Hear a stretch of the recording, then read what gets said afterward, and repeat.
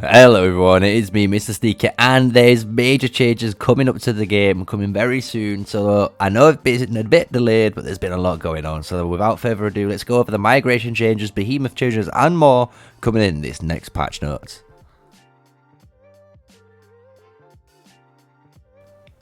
Hello, so yes, it's me, MrSneakyy, we're going over patch 1.015, coming on the 20th of April, very soon indeed, so keep that in your calendars, written down and prepared for this major change coming to the game. So we're going to go over everything in the patch, like always. I'm going to make it so you guys understand what's going on, especially when it comes to the division system when we go into it, right? So if you enjoy my content, guys, smash a like, comment, and subscribe to the channel. I am an official Call of Dragons content creator for Call of Dragons at the moment, and we're here trying to push for that big subscriber count, obviously, to give you guys a great giveaways and hopefully some future contests that I'm going to be thinking of for the community, you know, when we grow a little bit bigger. So with all that said, let's get into the patch notes. So patch 1.015 again comes out the 20th of April, just to remind you all. And with that, we have part 1, always the class that is a smoother route of prosperity. And now they are added a migration system and a division system. So the way this works, so that you can migrate between the same servers that have completed at least 2 seasons, and within that your server you are in will be classed in a division. I'm guessing this is going to be very similar to Rise of Kingdoms. So if you're in maybe a very low power server, you might be in division 4, for example. If you're in a server like server 32 where it's super powerful, major whales are inside, you're going to be division 1, right? So that's how they're going to be able to differentiate all the servers, allowing you, depending on your power, to be able to hopefully go to different divisions as well, maybe in the future. But this is the current workings. So yeah, you'll be able to, in the next season, if you're going and you've completed 2 seasons, you're going to be able to migrate between different kingdoms as long as you're in the same division as them, right? So now they've added a new item, the Reserve Legions. This is the exact same thing that is in Rise of Kingdoms. So they've taken on 2 systems, which to be honest is really good. It allows you to stack up a load of tokens, and these tokens are made for training. And these training tokens allow you to, instead of trading only like say 500 or 2,300 troops, 2,500 troops, you know, when you're at max, you're going to be able to train like 20,000 troops, you know, 15,000 troops. So you can make really big pushes in really quick gains. So when you're going for them, you know, strongest lord events, it doesn't take as much time, and it's a lot more better for the player, right? So hopefully they introduce some really cool events for us to earn these tokens and obviously upgrade our legions. They've improved the artifact display for the Forge of Light, which is really cool. And they've adjusted, and this is the really best thing apart of the part 1, is they've moved the Resurgence mechanic. So all those guys were doing about Resurgence, you should never be using this when it does unlock, because you've progressed so far in the game. You're going to be losing a load of progress. Even the hospital is not great, because it means you can't farm, you can't do anything. When you hit that button, you're gonna be in a really like tight situation. But where Resurgence makes sense is in the very first chapter, in the Faith Above All. So at the moment, if we do go out and we hit into our Augurstone here, and then we check all the way down, we're at Faith Above All. This is where we're going to gain Resurgence. Currently, I believe it's up near the top in Conspiracy. It's in the higher side, and it's not really good. So I don't like it, obviously, being in the high time. Even right now, we can't do it. Warsong, there it is. So we found it in Warsong. So you've got all this time, you've progressed. So even me, you know, I'm a free-to-play player. I don't want to be resurgencing because I'm going to sacrifice so much of my policies, especially here, right? I'm all the way in the 3rd stage. I'm going to be pushed all the way back, most likely to around here, which is not great for me. I want to be always pushing my power, right?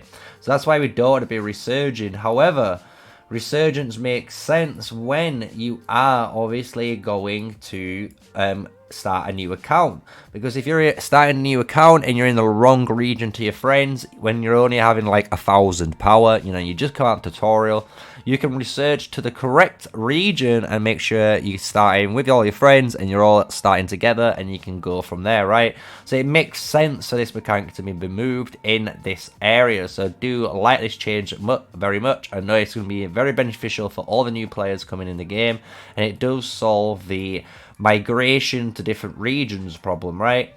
So now they're going into the combat experience area, and the combat area is so exciting for me. I can't wait for this to go live. So they're adding two things in. So they're adding a way for you now to control the behemoths. So currently, and I've recorded this already ready to showcase the previous patch which we're currently on, and the new patch when it goes live. I'm going to do a before and after so you can see the difference on what you could do. But basically, a alliance leader / officer is going to be able to summon the behemoth and control the behemoth actions. So this is going to be like almost telling it to move where you need it to move, hopefully. Give it to actually be a bit more aggressive and do more with it, because at the moment it is just AI based, and a lot of players can take advantage of it, right? Using taunt mechanics and dragging it away. If you can control it in some way, it allows you to pull it back into the fight. So I can't wait to see that. As well, because of this, they've added a new title, really cool, called Beastmaster, and it's the Beastmaster that's going to be able to summon and control the behemoths for the leader and the officers. So it is going to be a singular role. I can't wait to see. Hopefully, I'm going to be the Beastmaster for NXN, and we're going to be able to obviously display this in the future when we're going into war. So now they improved the display of information regarding legions on the map, which is really cool. You can see the type of unit types on the map. So we're going to see what this is going to look like, because currently when we're looking at this and we zoom out, it's all the little arrows. So hopefully instead of this arrow, it might be a little scout icon, or you might be able to see little cav icons, or maybe even hero icons, right? So we're going to see what that means when obviously this goes live. So I can't wait to see that quality of life feature to come into the game. And then when we go into the final areas, they've improved the share reports for the battle, so you can do a nice little window area, and they've added merit distribution tables reporting. So when you're going into your, again, like areas for battle reports, you're going to be able to see the merit distributions better than you currently do. So they're cleaning up the mailing area when it comes to combat. So it's a really nice effect. Can't wait to see that again. So when it comes into the game, we're going to be going over that. They've improved the alliance system. They've, for some reason, allowed the ability for you to find your leader. So for us, we can always find Trip. So if you're watching this video, Trip, we're going to be able to find you no matter where you are. So that's our little joke. But you can now also adjust rules for replacing officers. So there'll be a 50-minute cooldown on after changing any officer's role. After the cooldown ends, you may change your roles again. So I'm guessing it's to stop people changing roles, like Saint and Envoy really fast. You know, it means, you know, if you're going to be that role, you know, you got to stick throughout for 50 minutes of the time. They've adjusted the rules for building, so we're going to see what this means when we go into the area, right? So this is going to be a really important one, because in changing the rules for Alliance core fortresses and the main ones being built in affiliated regions is very game breaking. Before, we could obviously build the core fortresses in zone 1 and 2. Now we can only build core fortresses in zone 1. So we want to know what this change is going to be. So when it does go live, I'll give you guys more info on that, so stay tuned.